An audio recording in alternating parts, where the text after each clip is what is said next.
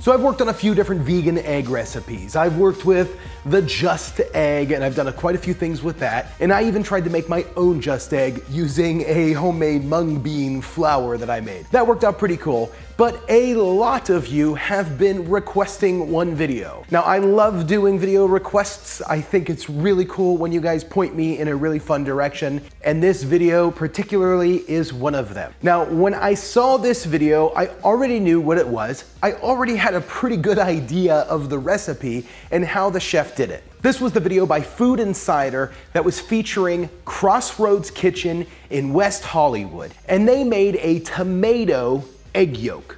So in the video, they said the tomato egg yolk was completely top secret, but pretty much they gave the recipe away. They said that they start off by making a tomato Burmese sauce, a tomato vegan Burmese sauce. Then they said that they used black salt to flavor it. Now, I've used black salt in the past for my egg video. It makes things taste eggy, so we already know that. Then they said that they dunk the egg into a special liquid to encapsulate it. We've seen all of this before. That's spherification. Now, I've used spherification techniques on the channel before when I made my Beyond sausage copy. So let's go ahead and make it. I think I've cracked this code. I haven't tested it yet, but I pretty much know it's gonna work.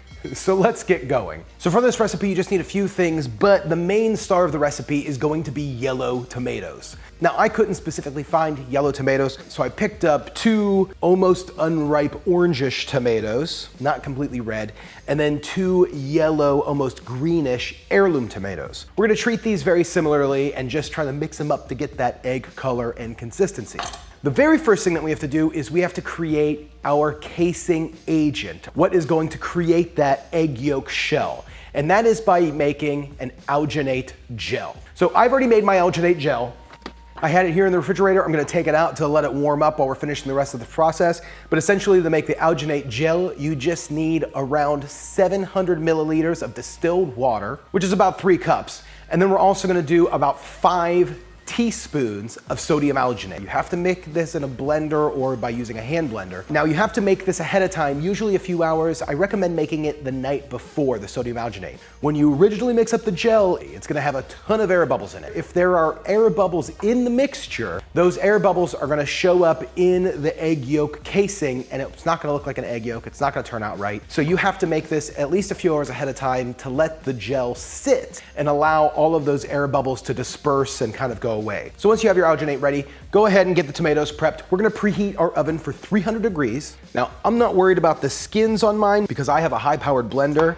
If you're not gonna be placing these in a high-powered blender, you might wanna blanch them first to remove the skins. Then I'm gonna use a cake pan, but you can use whatever pan you want, whatever pan you have. Then all I'm gonna do is just drizzle some olive oil to coat these guys really nice. And then once the oven's preheated, we're just gonna drop them in the oven for 30 minutes.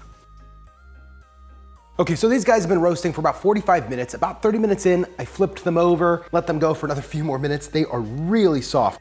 So at this point, all I'm gonna do is just transfer these guys to my blender. And then we're just gonna blend these until smooth. Shouldn't take that long. Now with the blender still spinning, I'm gonna add about 3 tablespoons of olive oil, 1 teaspoon of mustard powder, and a tablespoon of nutritional yeast. You know what, let's have fun with it. Let's do 2 tablespoons of nutritional yeast.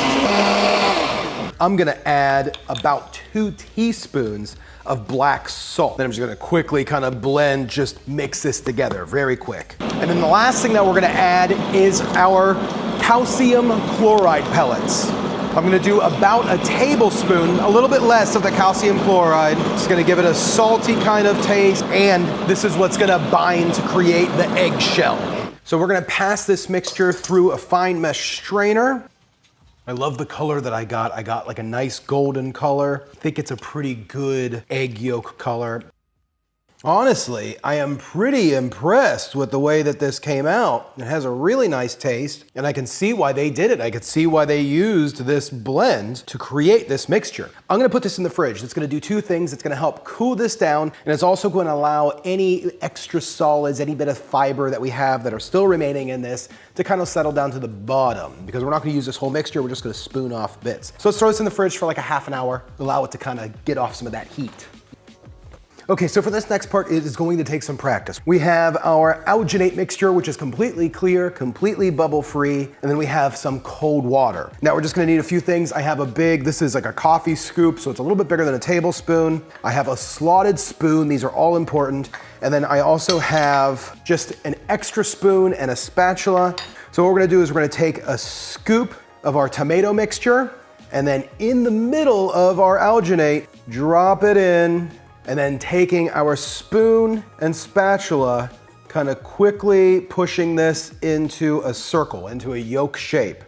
The better you do this and it drops down through, the more this is gonna come out like an egg yolk. Perfect. That worked perfect. I'm gonna let this sit in there for about 30 seconds to form that membrane around the egg yolk. Now that is the sodium alginate that is reacting to the calcium. Now to stop this process, to stop that shell from forming, we're gonna take our slotted spoon and a paper towel. We're gonna get underneath it, pick this up, and allow it to run, but also kind of wipe off any excess alginate.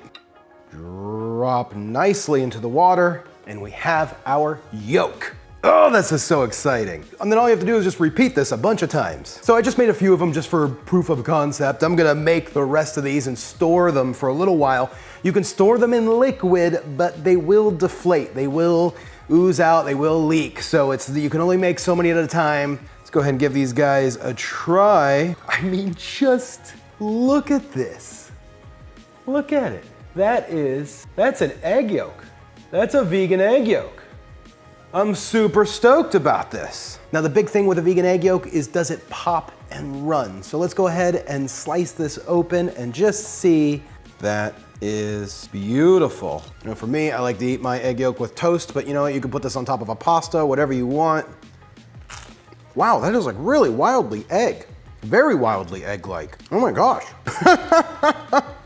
I mean, whoa. I'm gonna say whoa. Now I know the black salt has an egg-like taste, but I've used the black salt before, so I know what to expect. But I wasn't expecting that perfection. I'm gonna have another one. I mean, look at that. Look at that. That's an egg yolk. Wow. Oh my God, that is good. That tastes like egg. Okay, that very well could be similar to the recipe that they're doing over in Crossroads Kitchen. I don't know, I haven't been to West Hollywood to try it out, but try this because this is very dang good. Even if it's not the recipe that they're using, that's good. That's real good. That is egg yolk delicious. I hope you guys liked that one. If you did, please click the subscribe button and click this video right here. This is gonna be me trying Just Egg. I made that Just Egg yolk before, but that's a lot better. Wow.